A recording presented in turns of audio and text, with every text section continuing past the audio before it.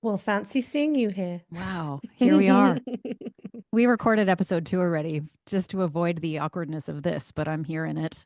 Yeah, yes. So, for anybody joining us who perhaps doesn't know who we are, Steph and I, we have another podcast together. This is our second podcast. Our other podcast is about food and body image, and it's called Life After Diets. But we decided to do a second one, We didn't like we? each other that much. We've been podcasting together for 4 years. We talk about recovery from food and body image stuff, but we like to go deep. And there are so many topics and branches that we want to go off down.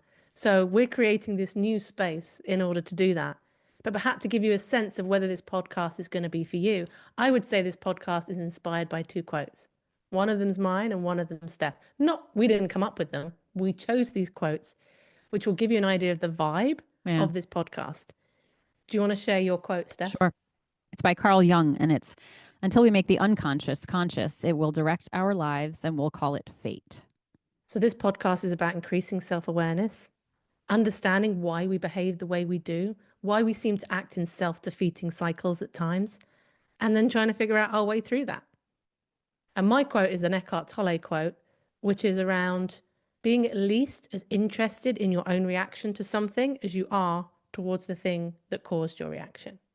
It's a self-awareness podcast, right? But I think part of the difference between our other podcast and this one is that we also contemplated naming this a coach and a therapist to walk into a podcast. I think not that we're not vulnerable because we certainly are on our other podcast platform, but the actual navigation of this, not from the point of view of here's what to do, we've got it all figured out, but we're figuring it out too. And when we talk about it in this space, we learn as we're talking about it, as we're learning from each other, as we're clarifying it even to ourselves. So for me, I feel like this podcast energetically to me feels a little bit more like a space to be rather than to, have these answers. And I feel a little more human rather than coach in this arena, at least right now, at least so far in the 40 seconds we've been recording. Another title that we both liked was Why We Are the Way We Are. Yeah. However, there are a lot of podcasts out there. I think there's at least 6 other podcasts with that Oh, title. that's right. Yeah. That's what we're here for. And so today we are talking about the concept of feelings in general and why we're talking about them. Why bother? Because they're really annoying and Mhm. uncomfortable.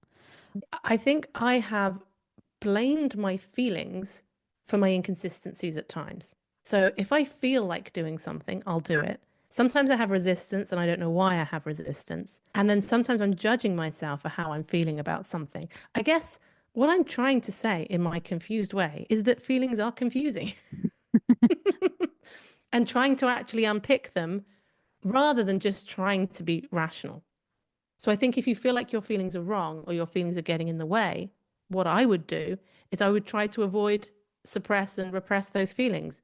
And then they start, like the Carl Jung quote, they start acting on my behaviors and my moods outside of my awareness. Mm. So actually, by bringing feelings into awareness, they might seem inconvenient because how we're feeling about something might be part of what's getting in the way. Take social anxiety, for example. If you're out there in a social situation and you want to connect, but this feeling of anxiety is stopping you from doing that, that's pretty inconvenient. And then the self-judgment comes in, which exacerbates the social anxiety. I also think the value of like our different experiences here because I don't think, is there anyone among us who doesn't find certain feelings to be more palatable than others and then to, suppress the ones that don't feel comfortable?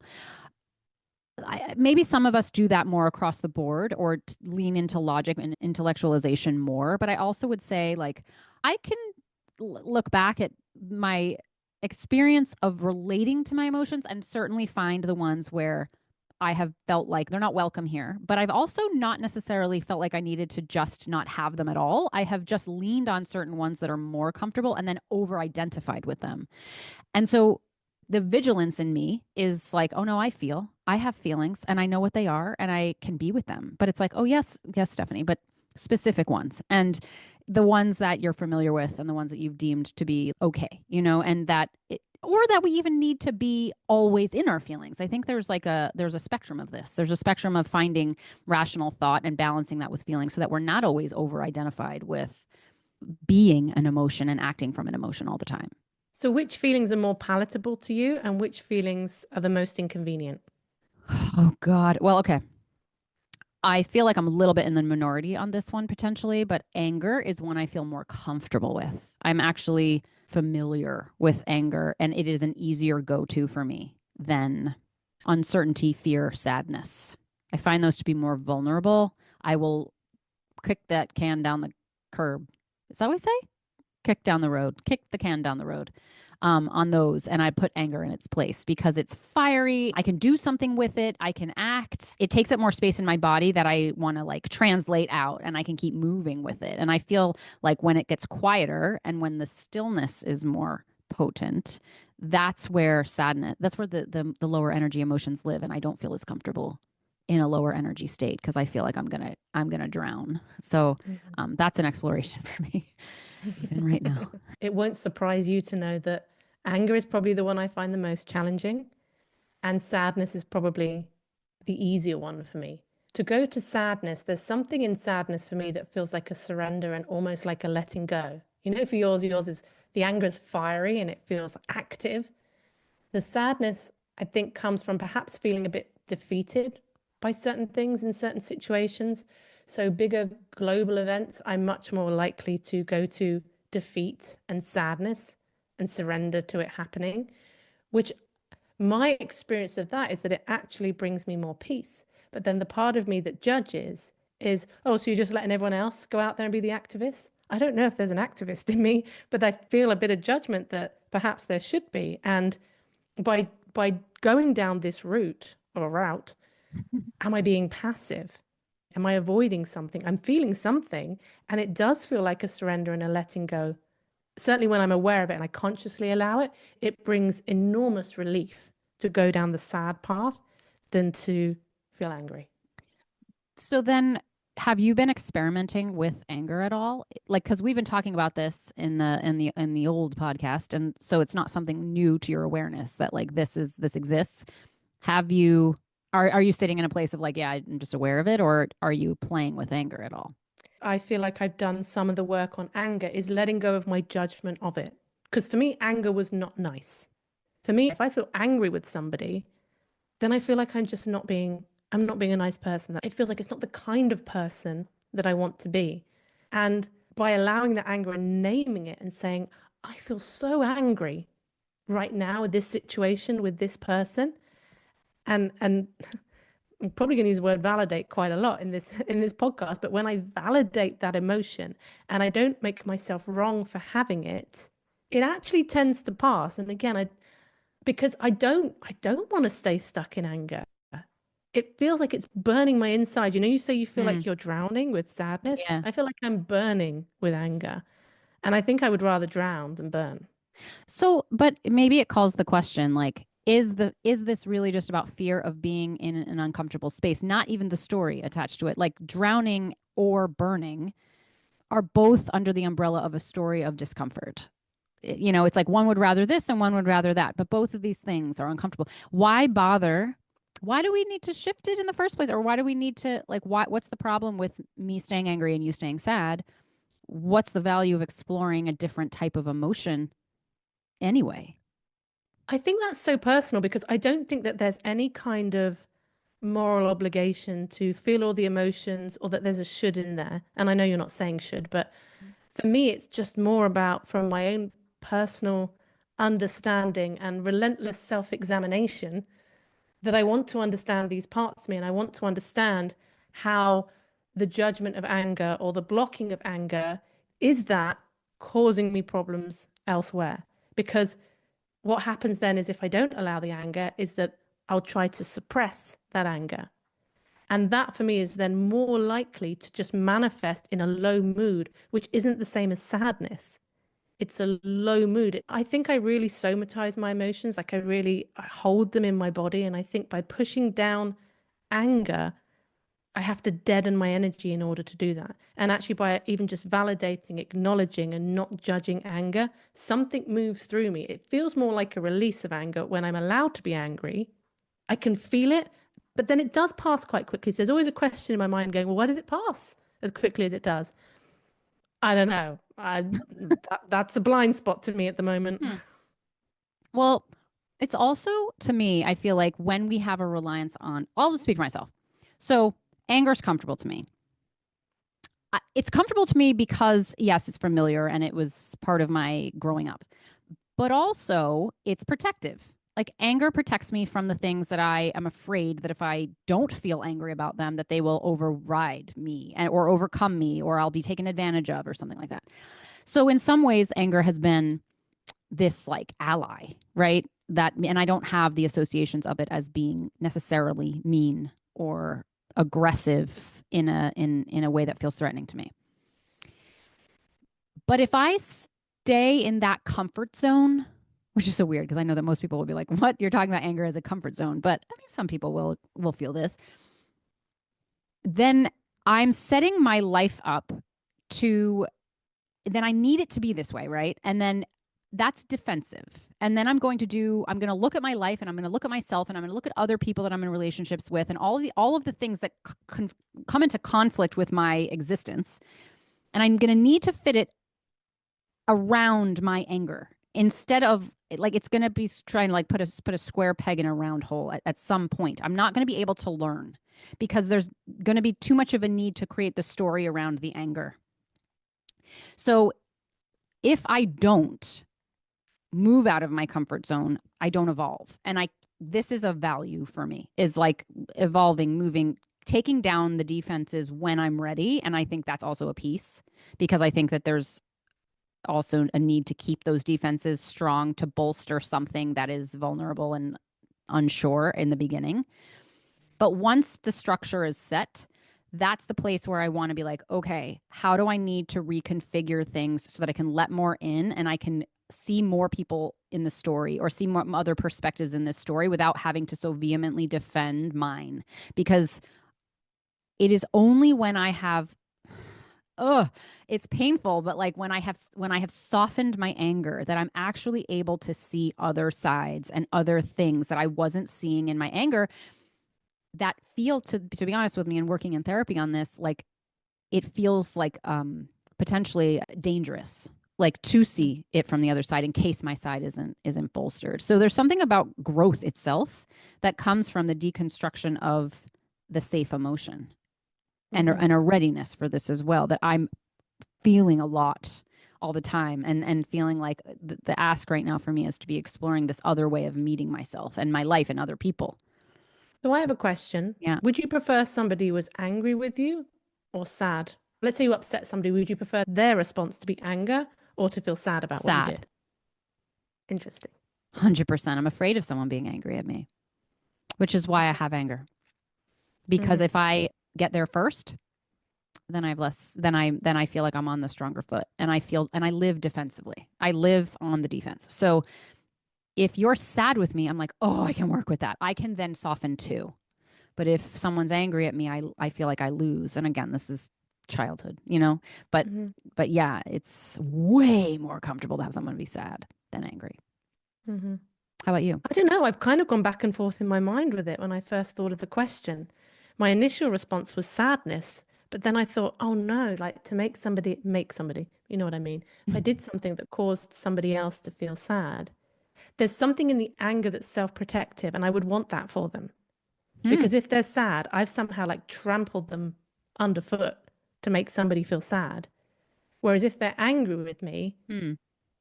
it's so interesting. I think if they're angry with me, I can feel a bit defensive about the fact they're angry with me, even if even if the thing that I did So interesting. um yeah was worthy of an angry response as such.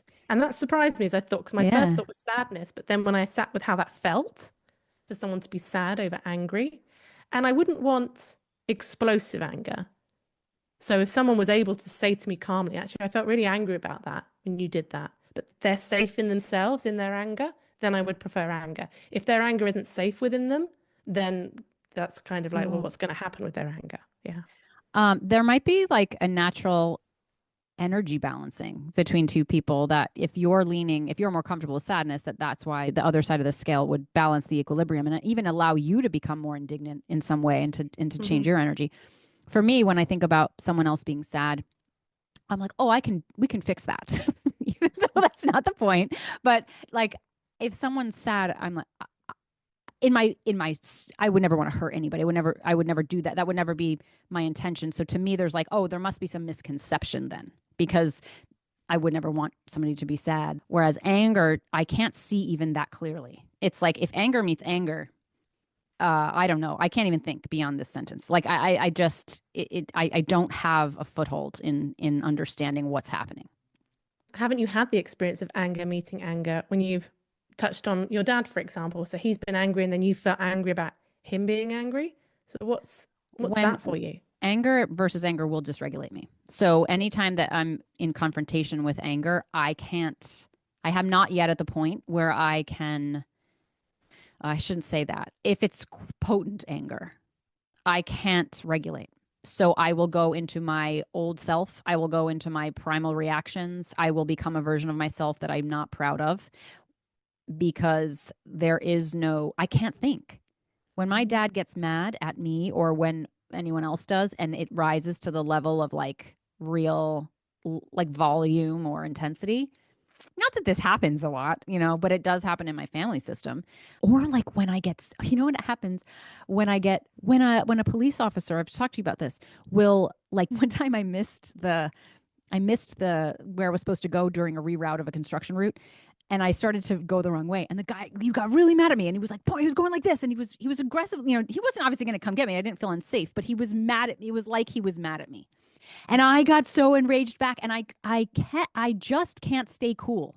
I go into this like, oh, like I just want to scream, and I get the fuck comes in my chest, and I can't think about it until for hours. Like I need to go home, I need to calm down physically, and then I need to reassess what happened. But I can't do it there and then.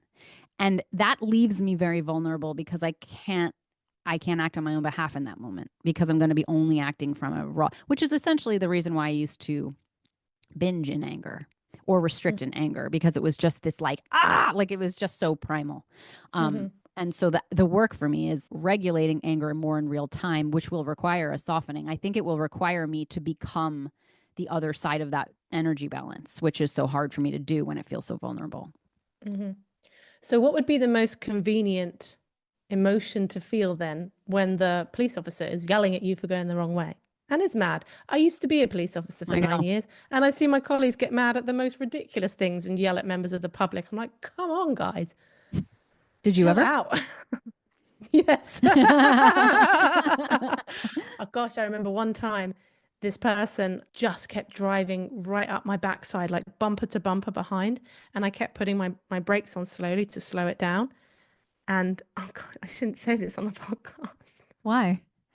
Because it's like, one, I shouldn't do this as a police officer. Did you go? But I also, I really want to say that I probably would have been about 22 years old, and I'm 42 years old now. And this is not okay. You're outside of the statute of limitations.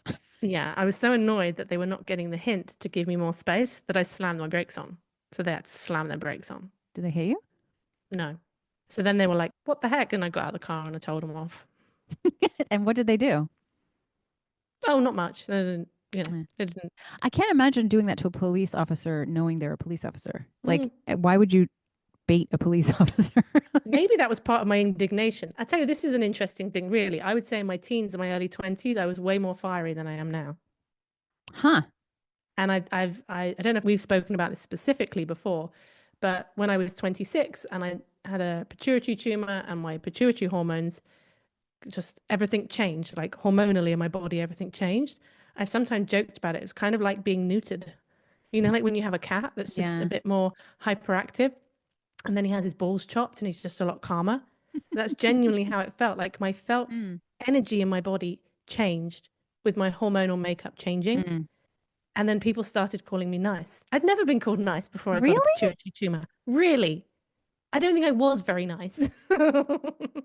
I mean, that's going to bring in this question of like the impact of hormones on our emotions.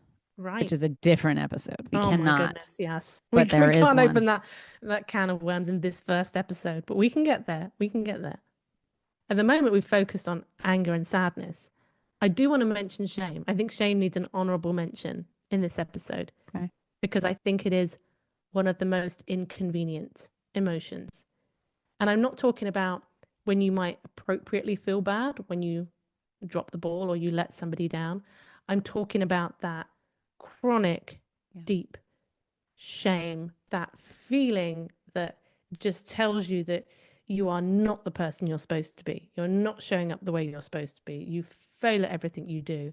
For example, when I was struggling with food, because go round and round in this cycle trying to change everything, and then not able to do it. And so the mind just settles on, oh, the reason why I can't fix this problem, which seems to make rational sense, just eat in moderation, right? How difficult can that be? The conclusion my brain, I think a lot of brains come to is, oh, there must be something wrong with me. So now fixing that problem with food is not just about getting rid of the discomfort and the difficulties of having the problem in the first place, but you need to fix this problem so you can finally feel okay about yourself.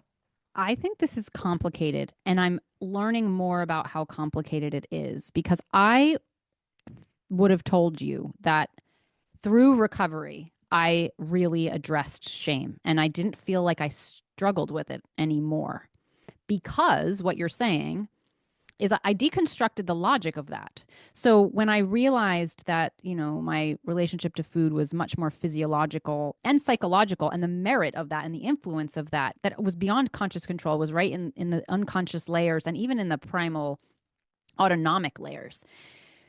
This gave me a really embodied understanding that this isn't my fault.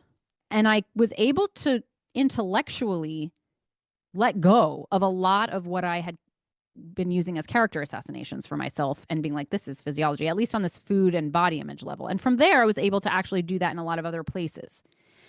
But I think that what I did and what I'm beginning to think I did, which isn't unhelpful, it's super helpful, and I stand by it and will never, I don't want to lose touch with it, is that I intellectually deconstructed this idea.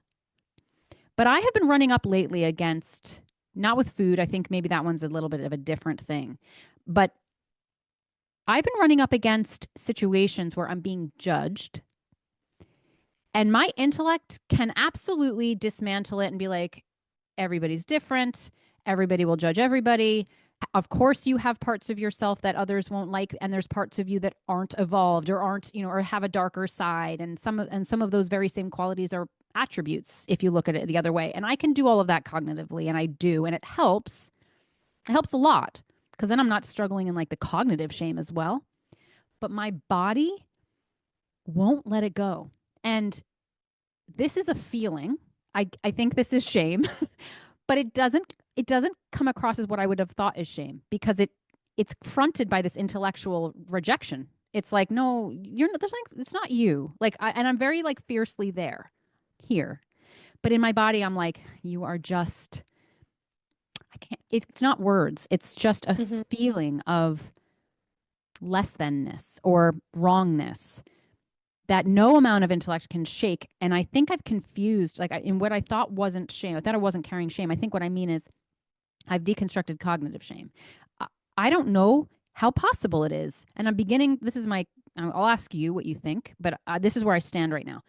I don't know if a human being can ever fully not have some kind of primal existential in our cells. Maybe it's epigenetic shame. It's maybe what we do with it that can have a lot of influence. But do you think it's possible to fully get at shame from the embodied level? I do. I do think it's possible. I'm not saying I've done it, but Oh, well, that's a question, I, part of the question. Have you? yeah, Okay. no, because I don't know. As I go through life, I look at who I am now, or my sense of myself now, just compared to 5 years ago, compared to 10 years ago, compared to 15 years ago. I might be 20 years from that. I don't know. But I think for me, it's not about going, it should be possible. It's just about going, I don't know. And let's see how far how much that shame can be eased and released. Like, I want to see how far it can go. And I'm open to the idea that it could be completely removed. I mean, that's a higher level of consciousness. Right. And I'm not suggesting that it's something, and also to turn it into something to achieve kind of makes almost like a hierarchy on it. Oh, look at me. Like, I managed to like rid my body of all this shame. And then everyone else who hasn't is like, well, that's another thing that I feel shame about because I'm supposed to be able to get rid of this. I don't think it's that. I think the minute we close off, I'm going to say the minute I close off the possibility of something, that's not helpful. But the minute I turn it into a should, it's not helpful. The minute I turn it into like an ideal to obtain, not helpful. See, if I don't give myself the opportunity to think, maybe it's not possible to eradicate shame from the human body, I actually do myself a disservice, because there's something about, oh, sorry.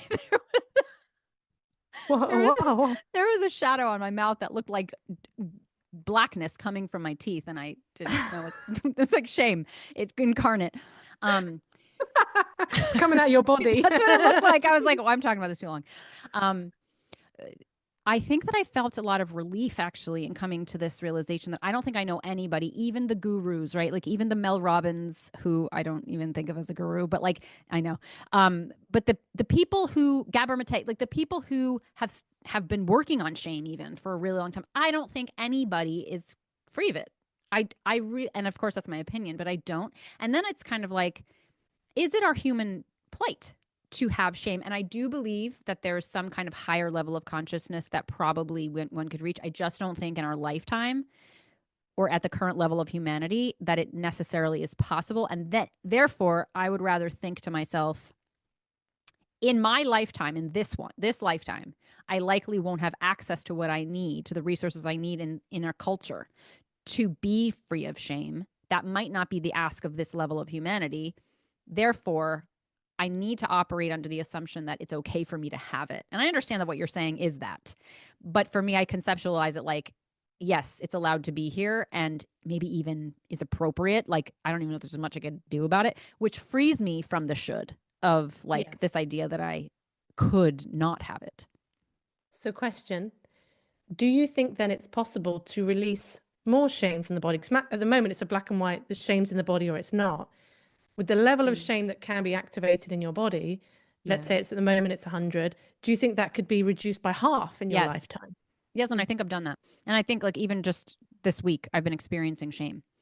And I've treated it differently. I absolutely have felt it to my core. And then I'm like meeting it in new ways, which in part has to do with what we talked about in the beginning of this episode of softening anger. And so I don't know that I've dealt with shame quite so, I don't know, intentionally until recently from the embodied point of view, from the somatic point of view. And I do think it's changed my experience of it, even though it hurts. But I think that I'm doing something different with it that's decreasing its intensity, or at least its duration, which must be a way of, 100 to 50 or something like that. Mm-hmm. And I agree. I think it may not be possible in our lifetime. I do think that humans are evolving. I think consciousness evolves. Yeah. And maybe it's just about doing our part. Yeah. So much of my work and your work as well is about helping people to reduce their shame levels.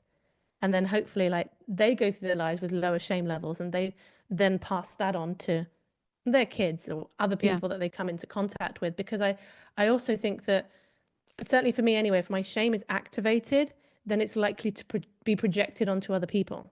Yeah. Like I feel annoyed with other people. So someone says something and it hits me and I have a strong reaction.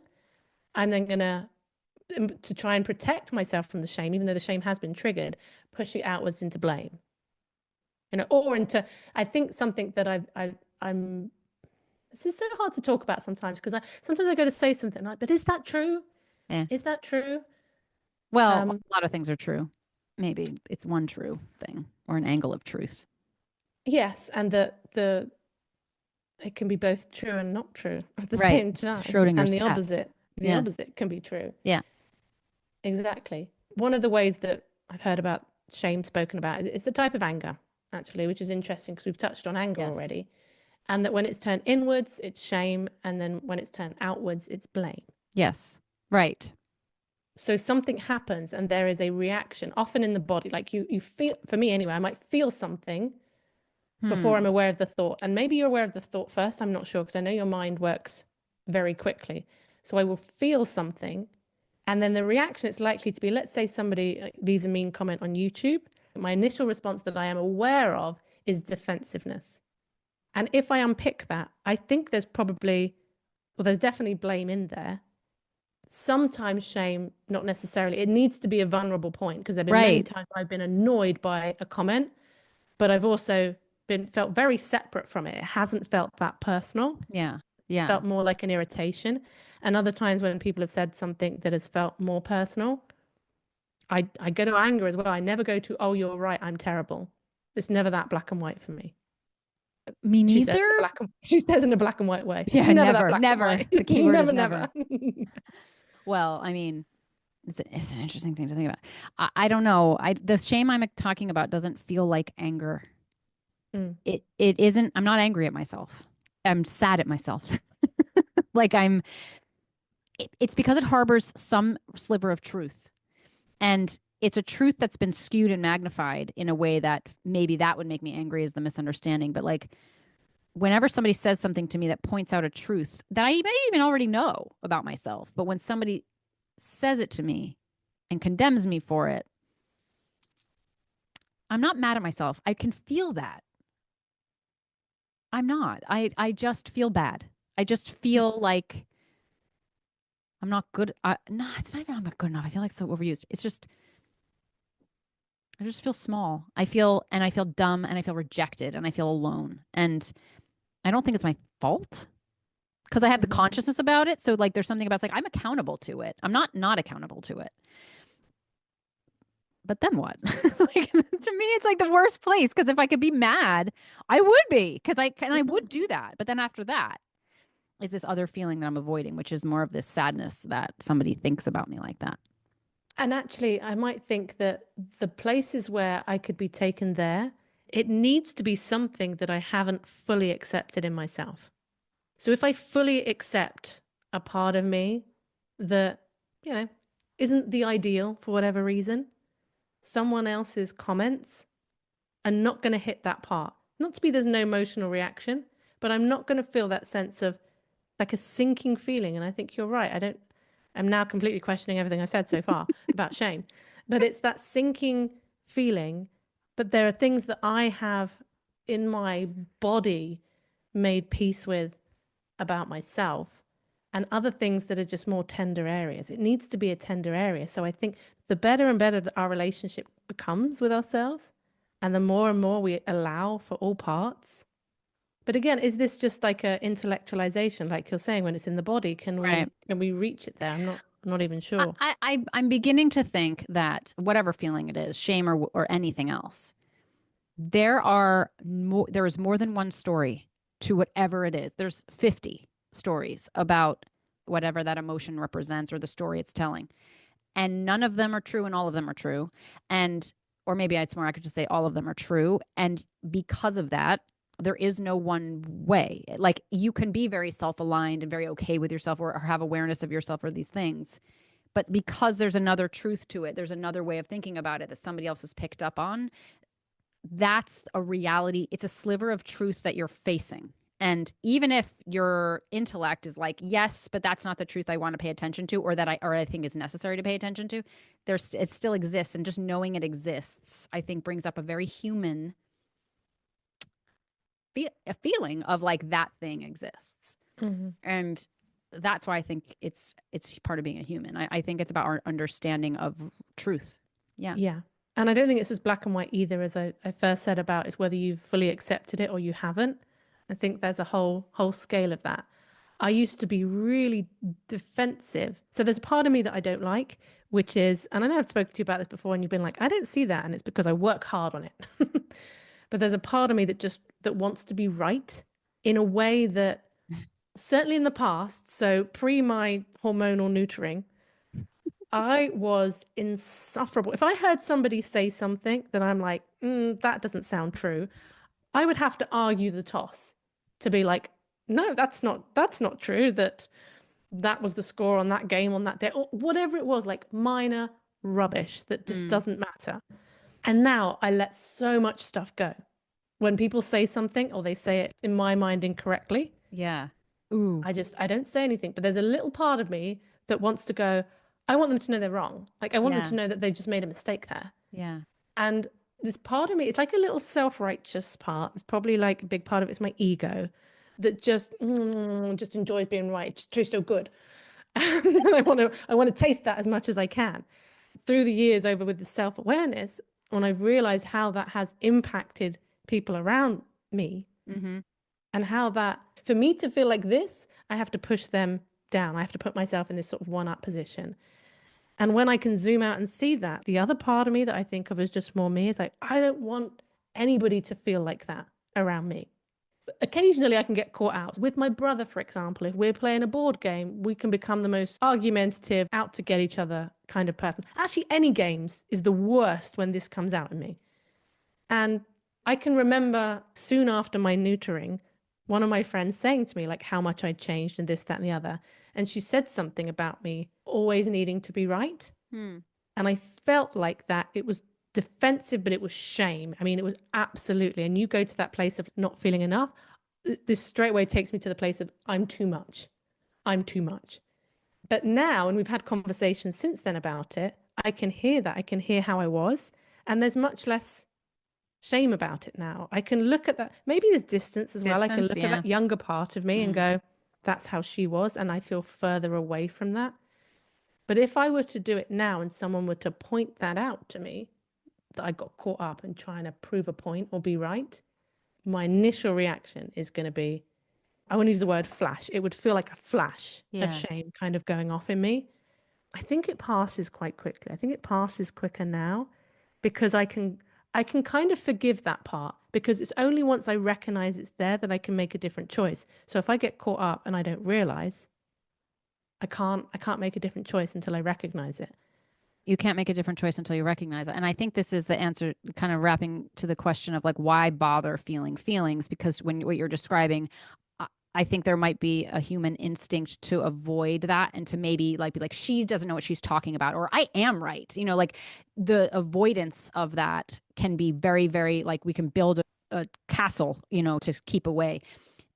Why go towards what's messy? And to me, the answer is because in the long run, it gets messier if you don't, right? Like if you're building castles all the time to bolster yourself against that feeling, you will end up inside of a fortress in the middle with like no availability of connection around you. And that can be necessary sometimes to have some buildings up to protect from the incessant overwhelm of emotions. And I think that we haven't touched on the value of not over going into emotion, but in the opposite side where we're constantly defending against unsafe emotions, we end up creating a much bigger mess that I think becomes eating disorders, becomes addictions, becomes relationship issues, becomes attachment insecurities and things.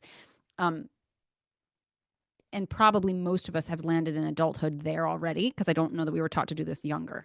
And so a lot of us are doing that now. But, you know, I think as we're doing it and the messier it's getting and the more we're like, oh, this feels terrible. I was better off blaming everybody else or like staying in my private little castle.